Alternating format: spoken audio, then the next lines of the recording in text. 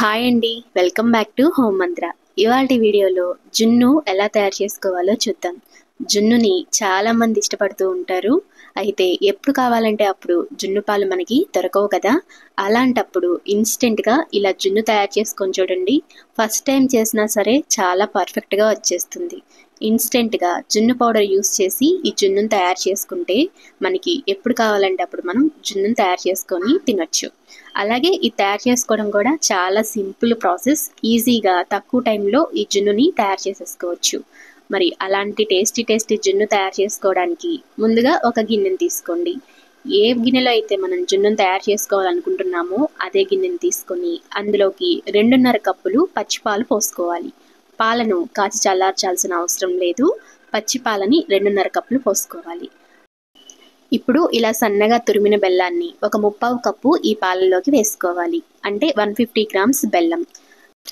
1/2 litre పచ్చిపాలు అలాగే 150 grams బెల్లం తీసుకోవాలి. అదే కప్పుల కొలత అయితే 2.5 కప్పులు పాలు అలాగే 1/2 కప్పు బెల్లం తీసుకోవాలి. ఇప్పుడు ఇలా అంతా ఒకసారి కలిపి మూత పెట్టుకొని పక్కన పెట్టుకుంటే బెల్లం కరుగుతుంది.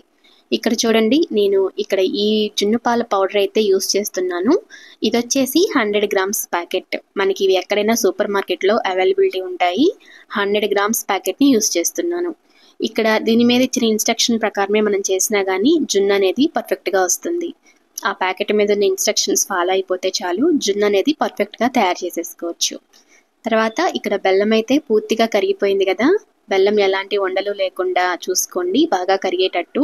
ఇప్పుడు ఇందులోకి ఈ 100 గ్రాముల జున్ను పొడిని వేసుకోవాలి. జున్ను పొడిని వేసుకొని అంతా ఒకసారి బాగా ఉండలు లేకుండా కలుపుకోండి.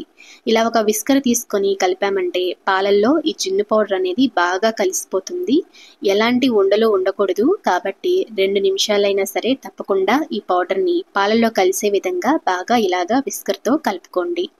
పాలల్లో పౌడర్ అనేది బాగా మిక్స్ అయిపోవాలి. అప్పటి వరకు ఇలా పాలని కలుపుకోండి. చూసారు కదా, ఇక్కడైతే జున్ను పౌడర్ మొత్తం పాలలో కలిసిపోయింది. ఇలా కలుపుకున్న తర్వాత ఇందులోకి మీ రుచికి తగ్గట్లుగా మిరియాల పొడిని వేసుకోండి. మీకు కొంచెం ఘాటుగా కావాలంటే 2 టేబుల్ స్పూన్స్ వేసుకోండి, లేదా 1 టేబుల్ స్పూన్ వేసుకున్నా సరిపోతుంది. అలాగే ఒక 1/2 టేబుల్ స్పూన్ యాలకుల పొడిని కూడా వేసుకోండి. మిరియాల పౌడర్ లేకపోతే మిరియాలని వేయించి దంచి వేసుకున్నా సరిపోతుంది. ఇలా అంతా ఒకసారి కలుపుకున్న తర్వాత జున్ను పాలు అయితే చూడండి ఇలా ఉన్నాయి. ఇప్పుడు వీటిని ఉడికించుకోవాలి. స్టవ్ మీద అడుగు మందంగా ఉన్న కడాయి పెట్టుకొని అందులోకి వాటర్ వేసుకోండి. వాటర్ కొంచెం మరిగిన తర్వాత అందులోకి ఒక స్టాండ్ను వేసుకోండి. ఈ స్టాండ్ మీద మనం గిన్నెను పెట్టుకొని జున్నుని ఉడికించుకుంటాం. ఈ ప్రాసెస్ని ఇడ్లీ పాత్రలైనా చేసుకోవచ్చు. ఇప్పుడు ఈ గిన్నెని స్టాండ్ మీద పెట్టుకొని గిన్నె మీద కూడా మూత పెట్టుకోండి. అలాగే ఈ కడాయి మీద కూడా పెద్ద మూత పెట్టుకోండి. ఇలా మూతతో కవర్ చేసుకొని మీడియం ఫ్లేమ్ మీద పెట్టుకొని ఒక 15 మినిట్స్ జున్నుని ఉడికించుకోవాలి. ఒక 15 మినిట్స్ ఉడికించుకున్న తర్వాత ఒకసారి మధ్యలో చెక్ చేసుకోండి. ఈ ప్రాసెస్ని ఇడ్లీ పాత్రలో అయినా చేసుకోవచ్చు. నేను వీడియోలో క్లారిటీగా కనిపించడం కోసం ఇలాగా ఒక కడాయిలో పెట్టి చూపిస్తున్నాను. చూడండి, ఇక్కడైతే జున్ను అయితే ఉడకలేదు. మనం మూత తీసేటప్పుడే కదులుతూ ఉంది కదా. మరలా మూత పెట్టేసుకొని లిడ్ పెట్టేసేసి ఇంకొక 5 మినిట్స్ లో ఫ్లేమ్ మీద ఉడికించుకోండి. ఇలా ఒక 5 మినిట్స్ ఉడికించుకున్న తర్వాత మూత తీసి చూసామంటే జున్ను ఉడికిందో లేదో అర్థమవుతుంది. చూడండి, ఇక్కడ జున్ను అయితే కొంచెం గట్టిగా ఉంది. ఇలా ఒక చాకు తీసుకొని మధ్యలోకి గుచ్చి చూసారంటే చాకుకి ఏమీ అంటుకోకుండా వస్తే జున్ను అయితే పర్ఫెక్ట్గా ఉడికిపోయినట్లే. ఇక్కడైతే ఏమీ అంటుకోలేదు కదా. జున్ను అయితే పూర్తిగా ఉడికిపోయినట్లే. ఇంకా ఉడికించాల్సిన అవసరం అయితే లేదు. స్టవ్ ఆఫ్ చేసుకొని ఇప్పుడు ఈ జున్ను గిన్నెని పక్కకు పెట్టేసుకోవాలి. ఇలానే ఉంచకుండా జున్ను గిన్నెని పక్కన పెట్టేసుకోండి. ఇలా పక్కన పెట్టుకొని పూర్తిగా చల్లారనివ్వాలి. వేడి మీద తీస్తే జున్ను అనేది షేప్ అవుట్ అయిపోతుంది. పూర్తిగా చల్లారిన తర్వాత పైన ఒక మూత పెట్టుకొని ఇలా టర్న్ చేశారంటే జున్ను అనేది ఈజీగా ప్లేట్లోకి వచ్చేస్తుంది.